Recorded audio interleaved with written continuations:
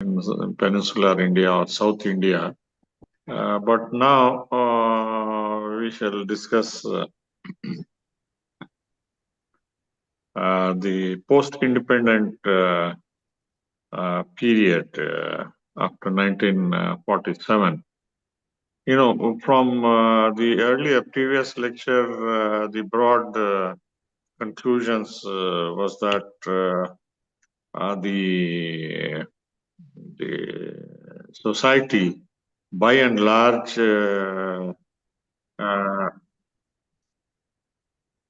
was moving towards greater urbanization. Number two, the economic parameters, despite European encroachment and decline of trade in Indian hands, the prosperity was by and large satisfactory, at least to major components of the South Indian society. Number three, that despite the colonial intrusion, certain significant developments like promotion of modern education and modern reforms were also simultaneously taking shape and shaping the society, and new means of economic uh, pursuits were available to people other than the traditional areas of production, the traditional trade in spices, etc. So new opportunities along with new challenges had surfaced during the colonial period, and new responses had emerged from both the rulers, the colonial powers, and the religious leaders, social leaders, all put together. So one of the prominent movements to emerge in the 50s and 60s was the Dravida movement in Tamil Nadu. And this went on for a long time, and it changed the socio-economic face of Tamil Nadu, and it had repercussions on other societies in South India.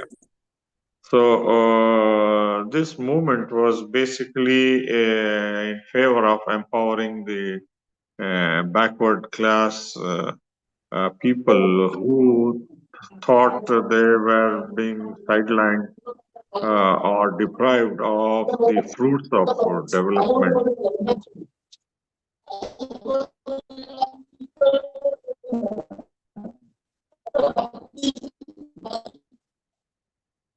Hello? Sir, we are Okay. audible. Okay. There was some disturbance in the middle. Okay. So the Dravida movement made a major social impact on not only the society of Tamil Nadu, but also it had impact on neighboring states also, whether it is Kerala or Karnataka or beyond. So some of these rulers, some of these social leaders or religious leaders also got a clue from this and woke up to the new reality that there are sections in the society which have been left behind, and they need to be taken on board, and they need to share the fruits of modernization, economic development, and other benefits which had accrued to some key sections of the society who had closely worked with the rulers or with the Europeans and so on and so forth. So the broadening of these benefits, led to progressive movements in Kerala, which elected the Namboodiripad left government, which faced challenges from center. And there were progressive parties in Karnataka which emerged in different areas. Along with this, there was a major development in Bangalore. Bangalore emerged as the hub of public sector industries, with the central government focusing using the planning commission to locate some of the key industries in the public sector, so especially electronics, aviation, and others in the city of Bangalore. So, large number of public sector units came up, and this brought hundreds and thousands of engineers, skilled people, and others to fill the demands, education, employment demands of the people of the industries here. And this necessitated the growth of educational institutions, because the children of these high level skilled people like doctors, engineers, and other scientists, they needed educational institutions. So that's how large number of engineering colleges, medical colleges, and other educational institutions grew in Bangalore, and also in some other areas, especially Chennai, also prospered and developed because of this. The reason why some of these strategic industries, public sector industries, were located in Bangalore was because of Nehru's policy that the Americans supplied fighter bombers to Pakistan would not be able to reach Bangalore. Their jurisdiction or their area of probable action would be confined to near Bombay or above Bombay. So Bangalore was way ahead of the orbit, which would have brought these industries under the threat of attack in any future war. So in that way, Bangalore prospered, and people from neighboring states in large numbers, especially from Tamil Nadu, from Kerala, from Andhra, even Maharashtra and other parts, moved to Kerala, Bangalore. With the result, the cosmopolitan nature of Bangalore dramatically changed in the 50s and 60s. With the growth of this large number of public sector and the related educational institutions, especially private sector, and of course the Indian Institute of Science, which developed in a big way. So much of these engineering and educational institutions contributed to the output of large number of graduates, science graduates, engineering graduates, and subsequently in the 90s, it led to the development of information technology, software, and Bangalore became the hub of Silicon, known as the Silicon Valley. Yeah. So, Bangalore emerged as a major hub ಮಾತಾಡ ನಾನು for ಅಪ್ಪಾಜಿ ಹೋಗಿ tea ಕುಡಿದು ಬರ್ತಾರೆ.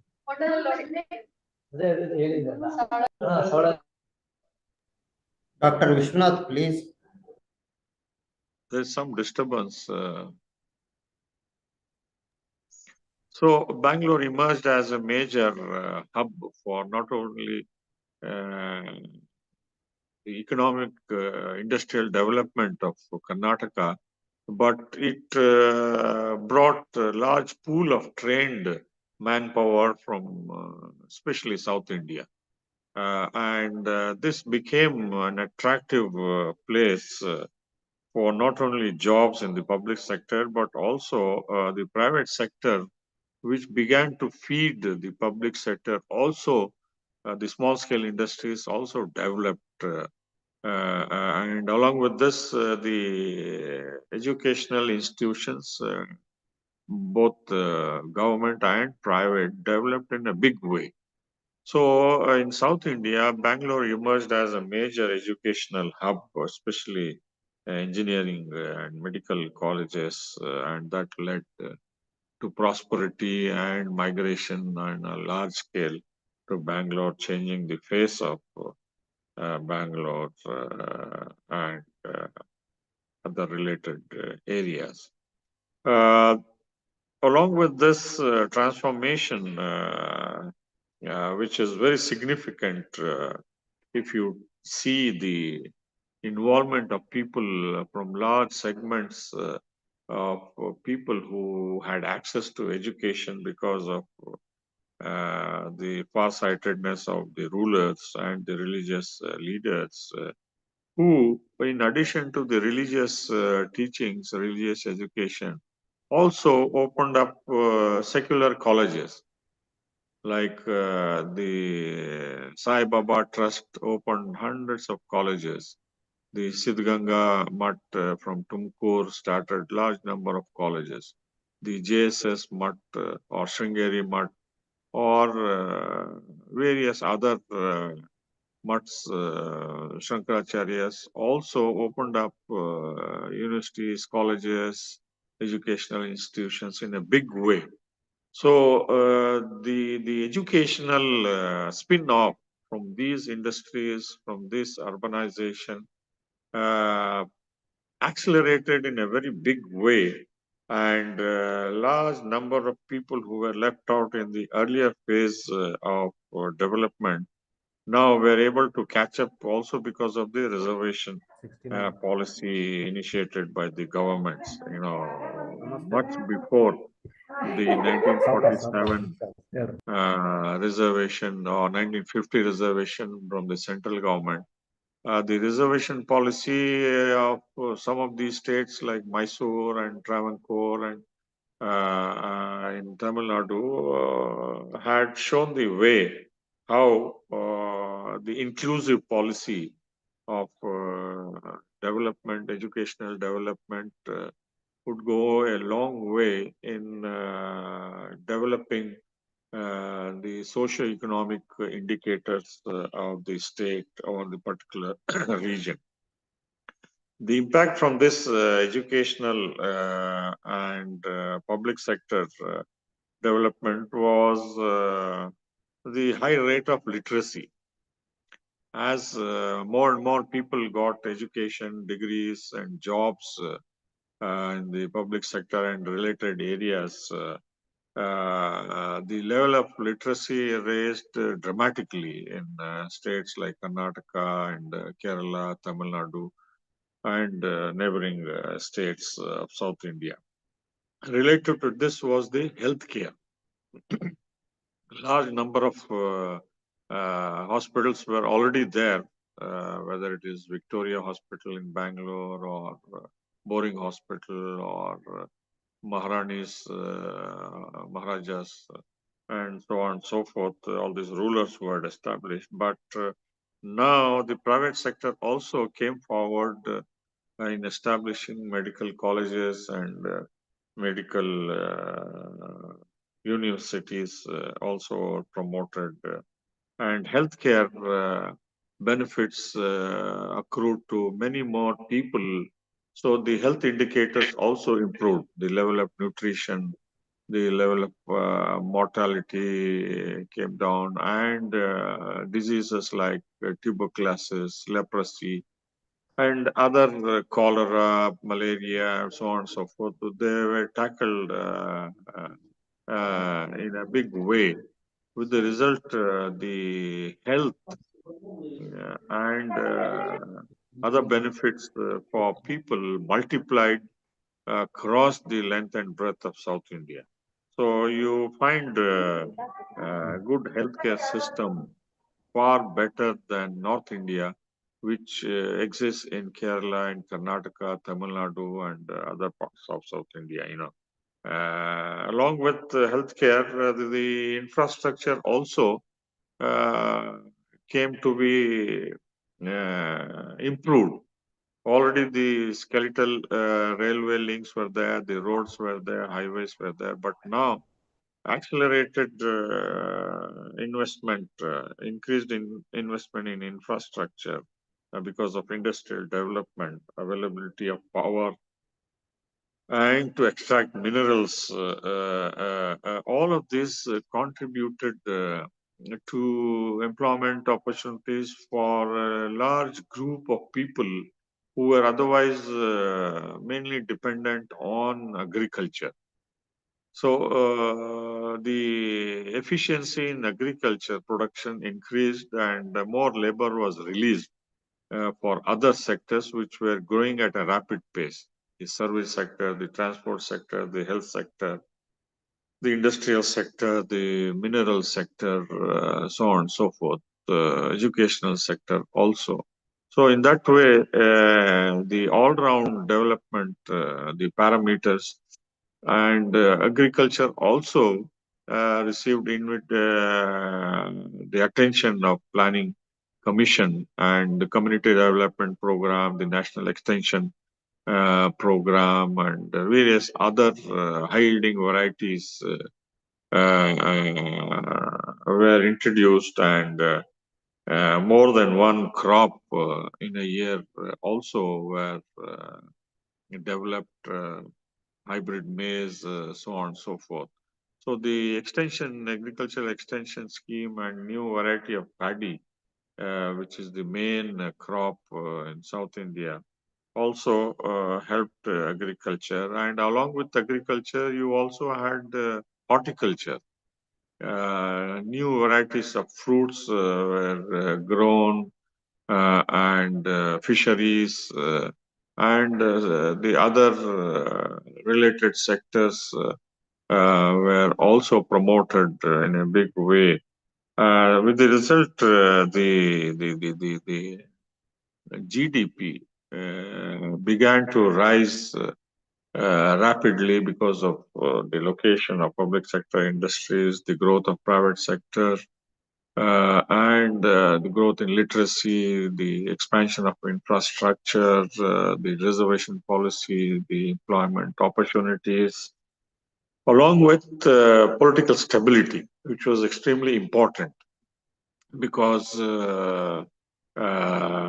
the parties, despite the growth of Dravida parties in Tamil Nadu or the left parties in Kerala, the Congress and other parties had contributed to the political stability in most of the South Indian states, with strong leaders emerging in many of these states who had the vision, who had the foresight, and who had the credentials to carry forward the economic development at an accelerated pace, with focus on attaining new standards. So in that way, the inclusive approach, both by the political leaders and the religious leaders, as I said, the religious leaders also sometimes they were way ahead in establishing educational institutions. They saw the benefit from education for rapidly growing society. So their contribution also, because they had the resources at their disposal, because the mutts and these temples had access to land, revenue, and generous contribution by the people, they were able to save substantial resources and flow this into productive sectors like education, both engineering, medical, and other systems they were able to promote. And that is how both the religious leaders and the political leaders were able to focus in overall rounded development of the societies of the state and improve the socio-economic factors. So the society on the whole was more advanced in every available parameter you can take. The stranglehold of caste system also was gradually coming down, although the identities, regional identities, were strengthened after the state reorganization of 1956, based on linguistic priority. But nevertheless, this concentration of people of a particular linguistic background in the known areas or defined areas went a long way in promoting a cohesive society, an integrated society, and inclusive approach for the development, because all sections were now part and parcel in this massive rapid economic development in all fields, whether it is industrial or educational or health or in other sectors. So in that way, the people who came under the income tax also rose substantially. Not only income tax, but also the taxes which were levied by governments under various heads. The revenue from these taxes also rapidly increased, with the result the political parties and the governments were able to increase, widen and deepen the welfare schemes. If you see what all governments were able to give to students, to people in terms of facilities, whether it is pension or healthcare, or other benefits, these have been growing faster than what one would have anticipated. So in that way, the welfare schemes of successive governments and the generous investments in all of these sectors immensely benefited all sections of the society, although not uniformly, but in their own way.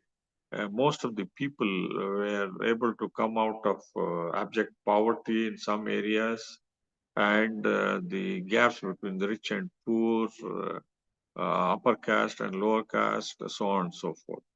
So in that way, the higher growth rate in terms of industrial development, infrastructure development, healthcare, literacy, availability of power, etc. The overall economic development led to concentration or specialization of industrial development. Like auto industry emerged as in a big way in Tamil Nadu, or the IT sector in Karnataka, or the textiles and manufacturing sectors in Maharashtra or in Andhra.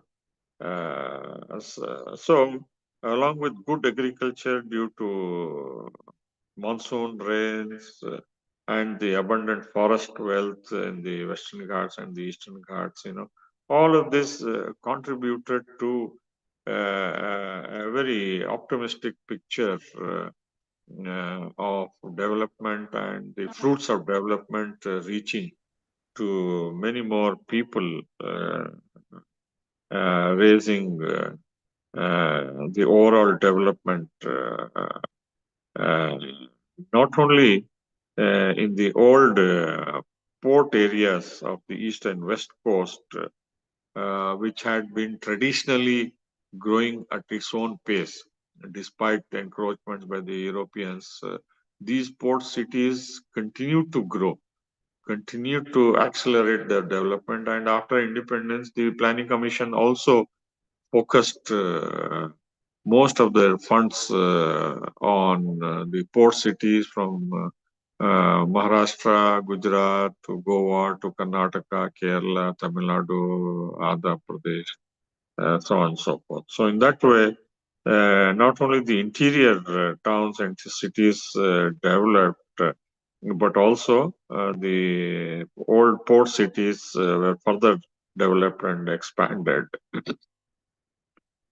The reservation policy continued to be extended to more and more people, backward communities in education, in jobs, and the overall atmosphere was one of cooperation and peaceful coexistence and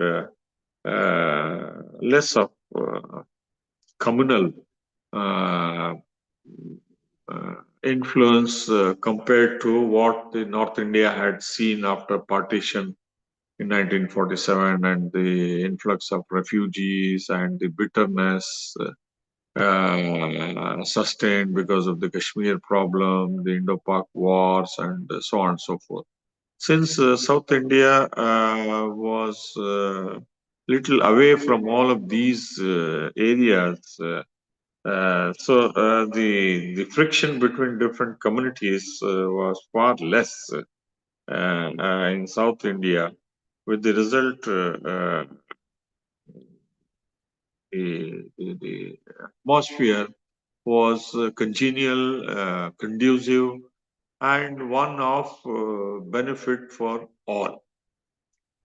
Although after 1992, there is a slight shift after the Babri Masjid, the incident, and other developments. But the overall socio-economic situation has been in South India one of constant growth and consolidation of growth and bringing more people under the ambit of education, jobs, and upliftment.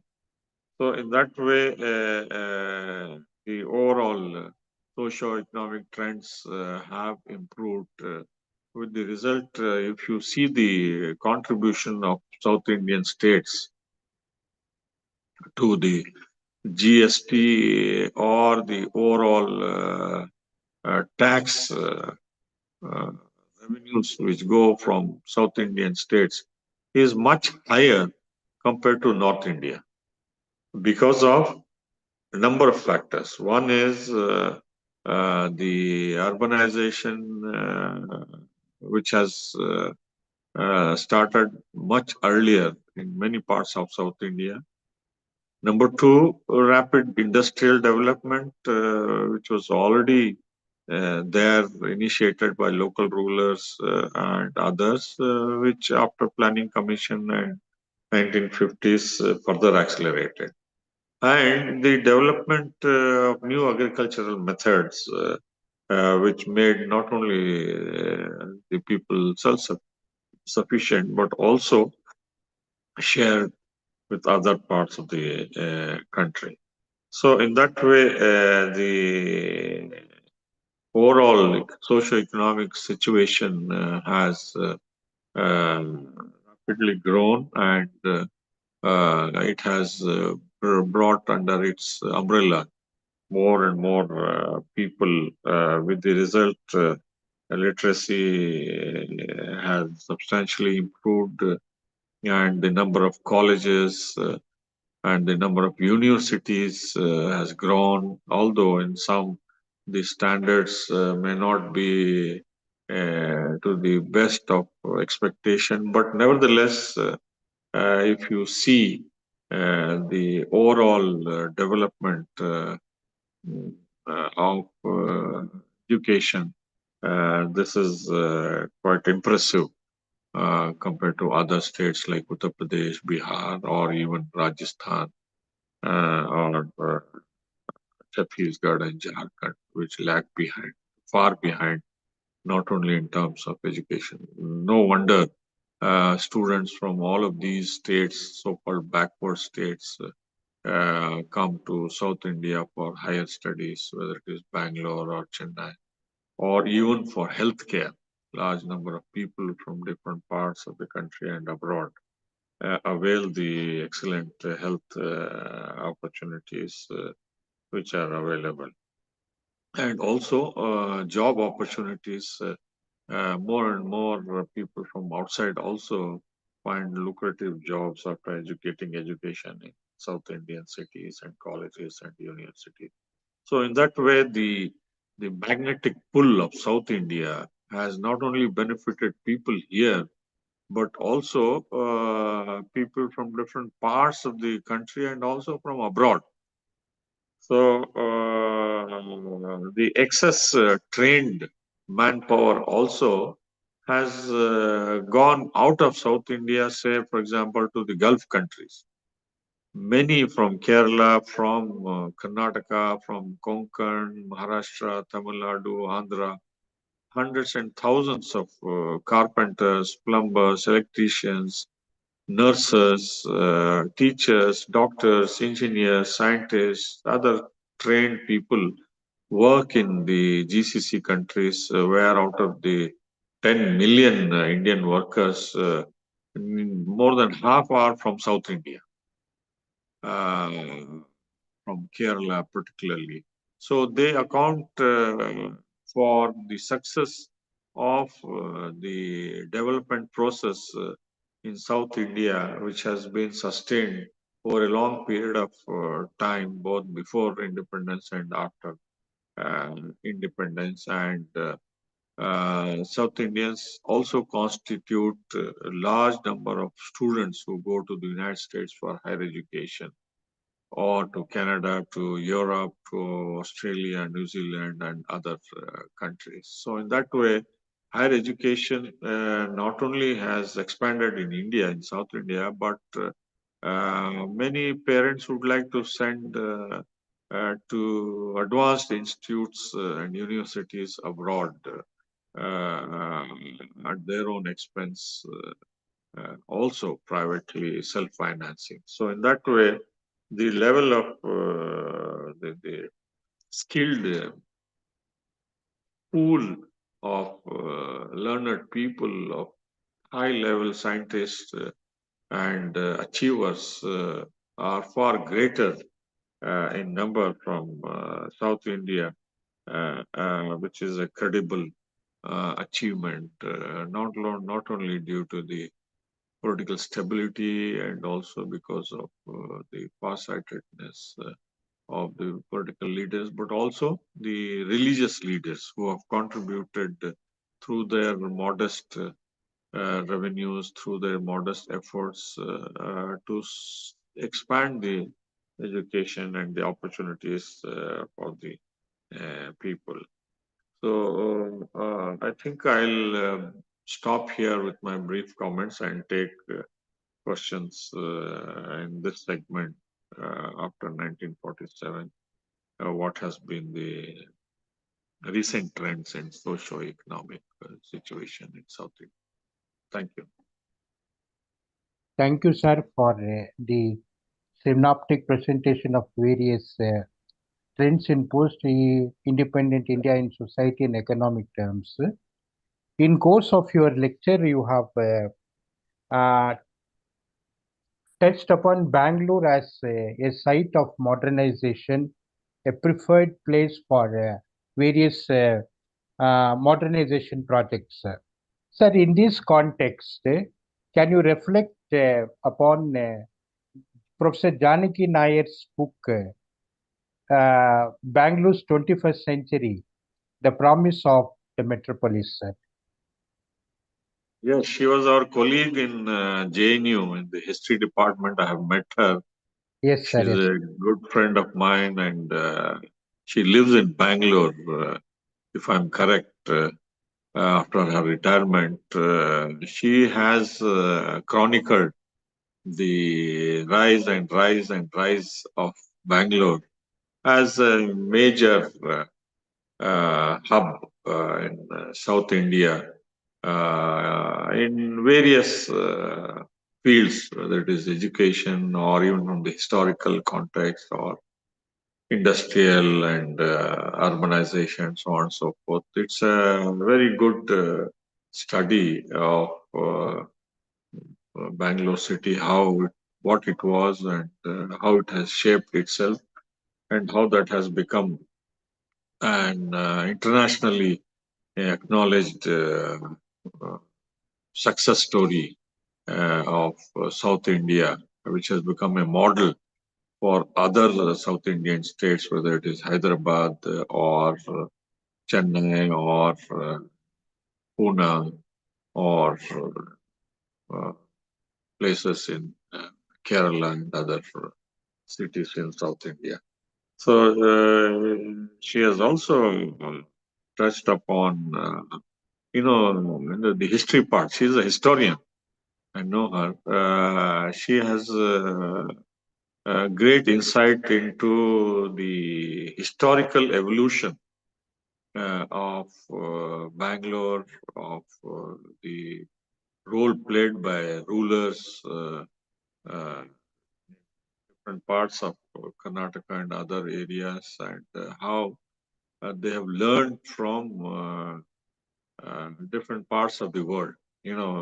Just to give one or two examples, she has very beautifully recalled the development of universities, colleges by the Mysore Maharaja, Wadiya family, Maharaja's College in Mysore, Bangalore, and other parts. And before that, Tipu Sultan's interaction with the French, how he brought industries were unknown here, and in a short period of rule, how he brought and developed Mysore as an important industrial place, educational place, and even Armenian traders were patronized by Tipu Sultan. So some of these things, putting in historical perspective, only a person like Janaki would be able to highlight through her insightful study. And she is a close observer of the several phases of growth which Bangalore has seen.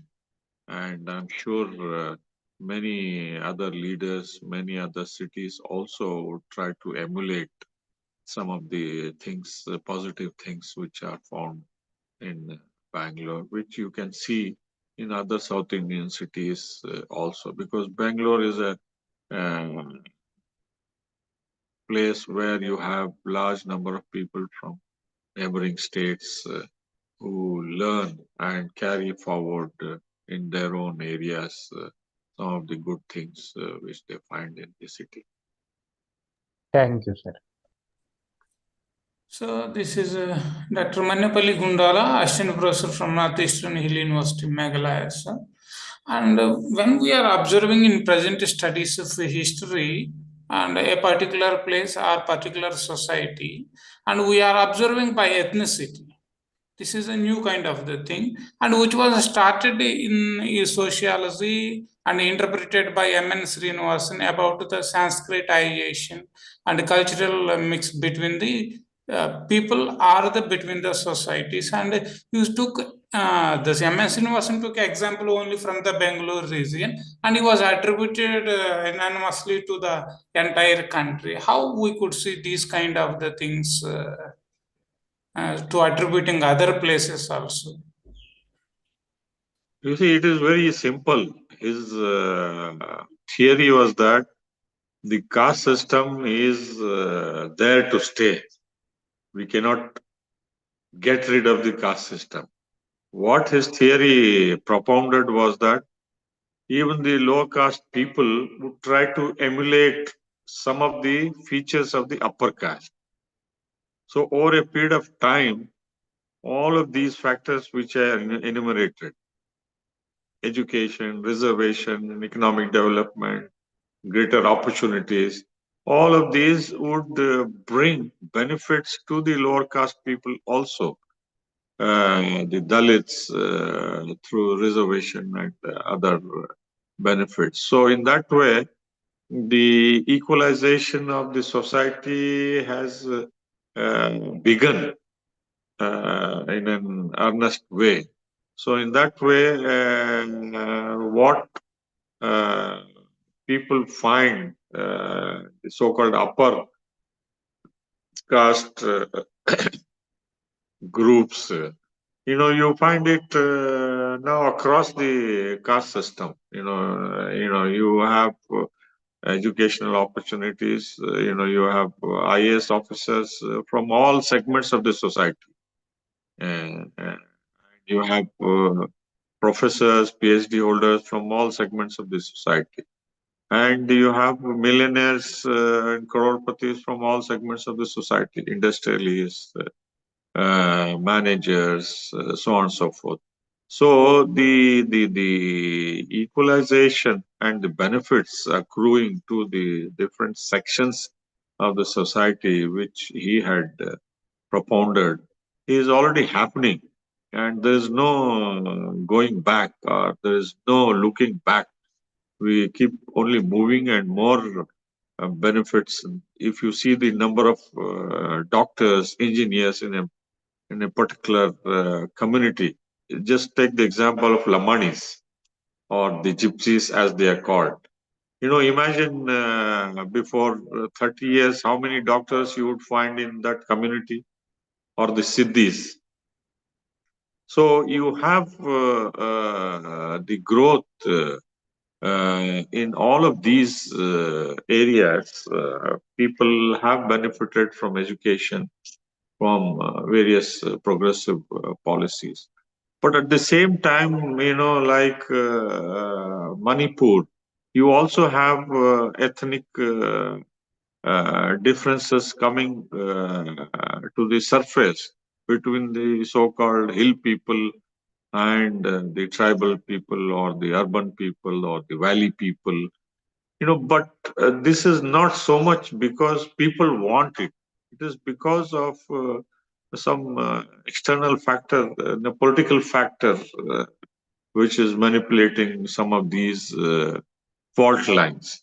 But if you study the South Indian society, these fault lines are narrowing.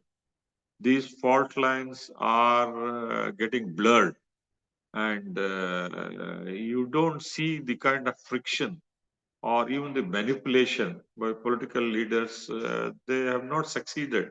They tried, but they have not succeeded in raising this kind of ethnic issue, putting one group against the other, because the benefits which have accrued to cross section of people has helped them, and they don't want to lose them. They don't want to undermine these benefits, these fruits, and they would like to continue and sustain this on a positive note.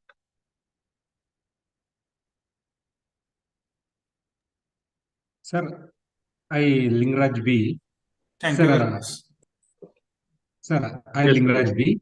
Sir, present South Indian society and economy, how different from ancient South Indian economy and society? in what way? Sir, the ancient South Indian society, it is agrarian based, and present South India, it is economically, it is urbanization. We are it's a lot achieved, and present South India in economy, it is compared to the North Indian economy, it is developed. One some economist is telling how it totally different from ancient South Indian society and economy from present South Indian economy and society. No, you see, my whole lecture is based Yes, sir. on the urbanization which was widespread in South India. Yes, sir. If you study the trade pattern, the products which were made in South India, they were in great demand in Roman Empire or in China or in Southeast Asia. Many of the trading centers were urban centers. All these port cities which I am mentioning, Yes, sir. from the West Coast and the East Coast, East Coast. were the most urbanized centers. Yes, sir. And because of this ancient tradition which has been sustained over a long period of time, you see in Tamil Nadu is the most urbanized state in India. India, yes, sir. More than 60% of the people live in cities Lived in and urban towns. city. Then comes Kerala, then comes Karnataka, then Andhra, Maharashtra. These 5-6 states compared to North India, they are the most urbanized, Yes, sir. right? These port cities, which were the hub of trade and commerce and education and international connection, they have multiplied their contacts. Agriculture also remains there, but much of the development has come through these port cities from the ancient period to the present day. If you study the petrochemical industries, if you study the automobile industry, if you study the IT sector, if you study the pharmaceutical industries, all of these industries, you compare them and see how this is linked to urbanization, how this is linked to educational growth, how the health sector is linked to longer life, and how the reservation policy pursued before independence by the rulers brought other segments which were deprived in North India. So the progressive policies of the rulers, along with others and the religious leaders, whereas in North India you don't have the mutts. How many religious leaders were able to establish in engineering and medical colleges in North India? Handful of them. I don't remember any of them. So in that way, the urbanization in South India has been a very long, drawn out movement. That is why I say the number of the percentage of tax, even though the population is less of South India, the contribution to the central government in terms of tax revenue is very large. And this speaks about the productive section of the population, the middle class, the educated class, the urbanized class, the industrial sector. All of these contribute to greater social mobility, greater economic prosperity, and greater achievement. That is how, if you take all the indicators, South India and the South Indian states are way ahead of North India in all parameters. If you take the UN Development Report or the World Bank report or the IMF report, whether it is consumption of power, whether it is consumption of high-end products, or just take the urban needs, whether it is vehicles, so on and so forth. You see, the indicators compared to the population is far greater in South India.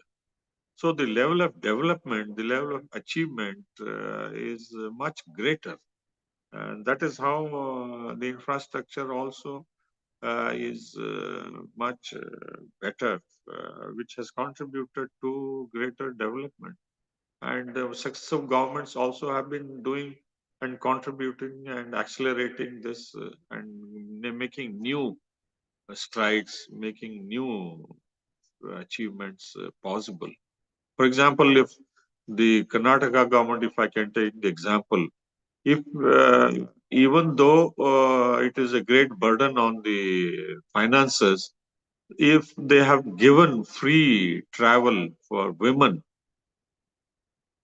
the benefits which have accrued to the half of the population, or the pension given across the board for elderly people, or scholarship. Although this money can be used for further development, but this is a sort of a quid pro quo. In Tamil Nadu, for example, the political parties give various benefits once they come to power, whether it is giving cycles in the earlier period, or laptops, or various other gadgets to the students. All this is important in the overall context for higher growth in various fields. That is why I said the largest number of finest hospitals are in South India. I can name the numbers in each state. And health tourism is emerging as a major source of revenue. You take the human resources itself, which have gone out and who contribute foreign exchange to the Indian treasury. Much of it is from the South Indian labor from these states, 5-6 states, which has gone to GCC and to America or to Europe. So in that way, the urbanization has been growing. It is accelerating, and there is no stopping of this in future. Thank you, sir. Thank you. Yes. Any other question?